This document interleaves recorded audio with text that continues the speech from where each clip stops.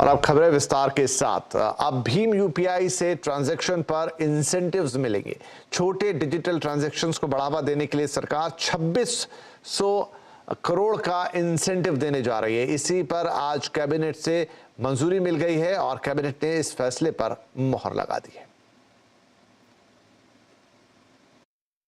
3 नए सहकारी संघों का निर्माण और किया गया है और इस निर्णय के द्वारा setting up a national cooperative export society, setting up A national level cooperative society for organic products, setting up A national level multi state seed cooperative society की स्थापना की गई है। पिछले दिसंबर में डिजिटल पेमेंट की जो वैल्यू 12 लाख करोड़ रुपए थी, इस संख्या को भारत में जीडीपी के अनुपात में देखें तो लगभग 54% है। डिजिटल पेमेंट को और आगे बढ़ाने के लिए माननीय प्रधानमंत्री जी ने कैबिनेट में 2600 करोड़ रुपए मंजूर किए हैं। इसके साथ ही साथ इस इंसेंटिव स्कीम में डिजिटल पेमेंट को एमएसएमई, अनऑर्गेनाइज सेक्टर और किसानों और मजदूरों तक ले जाना संभव होगा। ये कार्य पेमेंट बैंकिंग नेटवर्क में किया जाएगा। तो 2-3 बड़े और अहम फैसले, इन फैसलों पर बातचीत करने के लिए अब हमारे साथ है हमारे economic policy editor Lakshman Roy. तो लक्ष्मण, पहले तो हम बात कर लेते हैं पूरा जो डिजिटल ट्रांजैक्शन वाला मामला है। 2600 करोड़ रुपए के इंसेंटिव की बात हो रही है, लेकिन ये इंसेंटिव किस तरीके से आगे जाएगा, कैसे लोगों को इससे फायदा होगा? देखिए, इसमें इंसेंटिव 2 तरीके से आगे जाएगा।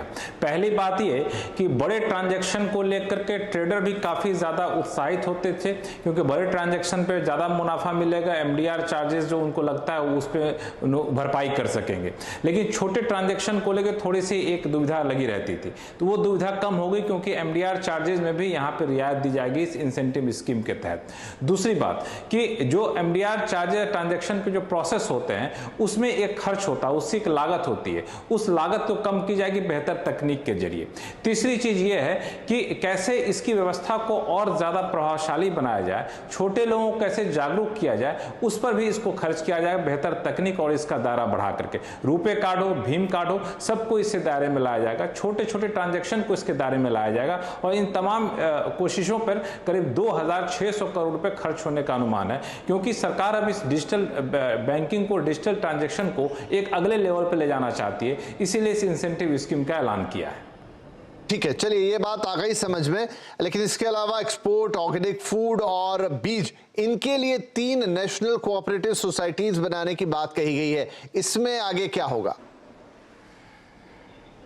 देखिए, सबसे पहले बात करें आप जो नेशनल कोऑपरेटिव सोसाइटी बनाने वाली एक सीड का है। सीड को लेकर सरकार ने यह तय किया है कि इसमें एक भारतीय बीज सहकारी समिति का गठन किया जाएगा। यह समिति किसानों को काफी उम्दा किस्म की बीज मुहैया कराएगी। उम्दा किस्म के बीज मुहैया कराना नहीं, बल्कि उसके उत्पादन पर भी जोर दिया जाएगा, उसके प्रोक्योरमेंट पर भी जोर दिया जाएगा।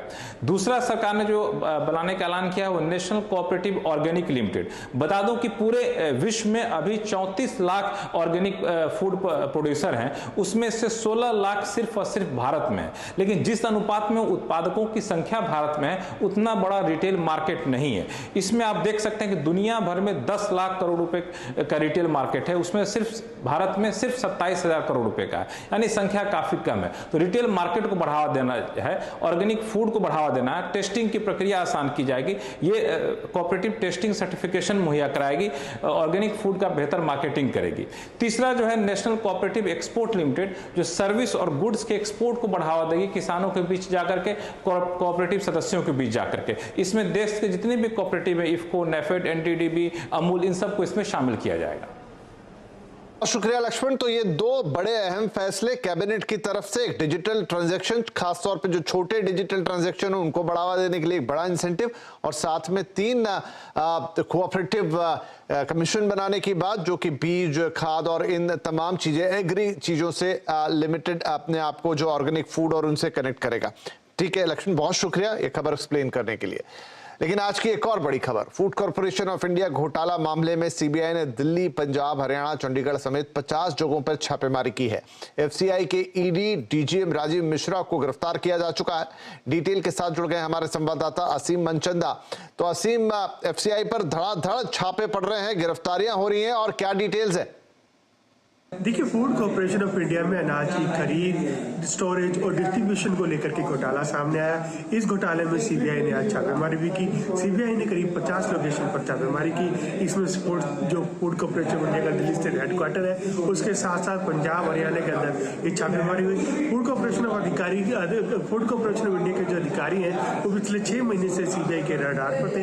सीबीआई ने एक अधिकारी को रिश्वत देते हुए रंगे हाथों गिरफ्तार भी किया। सीबीआई के मुताबिक इसके अंदर टेक्निकल असिस्टेंट से लेकर के ईडी लेवल तक के लोग जो है शामिल हैं। सीबीआई इस पूरे मामले की जांच कर रही है और 74 लोगों को पूरे एफआईआर के अंदर नामजद किया गया और घोटाले की जांच जारी है। जी असीम, शुक्रिया। तो ये अपडेट हम असीम से लेते रहेंगे, लेकिन फिलहाल रुख कर लेते हैं बाजार का, जो उतार चढ़ाव के बीच दायरे में ही आज बाजार में कारोबार हुआ। निजी बैंकों के दम पर बैंकिंग इंडेक्स हरे निशान पर बंद हुआ। सेंसेक्स 10 पॉइंट गिरकर 60,106 पर बंद हुआ। वहीं निफ्टी 18 पॉइंट गिरकर 17,896 पर बंद हुआ।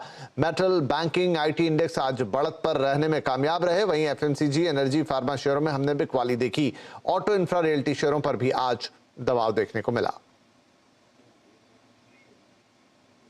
लेकिन मार्केट एक्सपर्ट्स क्या कह रहे हैं? सीमेंट, कैपिटल गुड्स और इंफ्रा सेक्टर में निवेश की अच्छी संभावनाएं हैं, ये कहना है GoIndiaStock.com के फाउंडर राकेश अरोरा का। उनके मुताबिक इस साल चुनाव के मद्देनजर इंफ्रा खर्च बढ़ने की उम्मीद है, जिसकी वजह से इस सेक्टर में तेजी देखने को मिल सकती है। देखिए, ऐसा है कि ये आखिरी बजट है जो गवर्नमेंट पेश कर रही है बिफोर जो जनरल इलेक्शन ड्यू है 2024 के। गवर्नमेंट स्पेंडिंग जो है वो इंफ्रास्ट्रक्चर वगैरह फोकस अभी तक बना हुआ था, वो इस साल थोड़ा और तेज ही होना चाहिए, कम नहीं है। दूसरा, इनको जो सप्लाई करते हैं वो सीमेंट कंपनीज हो गई, तो सीमेंट कंपनीज पे भी हम काफी दिन से बुलिश हैं और मुझे लगता है कि सीमेंट कंपनीज के लिए भी 2023 अच्छा जाने वाला है। उसके बाद कैपगुड कंपनीज में भी रैली अभी स्टार्ट ही हुई है, मेरा मानना है, और यहाँ से और पिकअप आएगा, क्योंकि कैपगुड के जो ऑर्डर्स होते हैं वो थोड़ा डिले से आते हैं। पहले आप लैंड एक्वायर करते हैं, थोड़ा तैयारी करते हैं, तब तक ऑर्डर्स आने चालू होते हैं। तो मुझे लगता है कैपगुड की ऑर्डर इनफ्लो भी काफी स्ट्रांग होने वाली है। तो ये पूरा जो सेगमेंट है कैपगुड, इंफ्रा एंड सीमेंट, मैं काफी बुलिश हूँ 2023 को लेके। स्टार्टअप इकोसिस्टम में फंडिंग बढ़ाने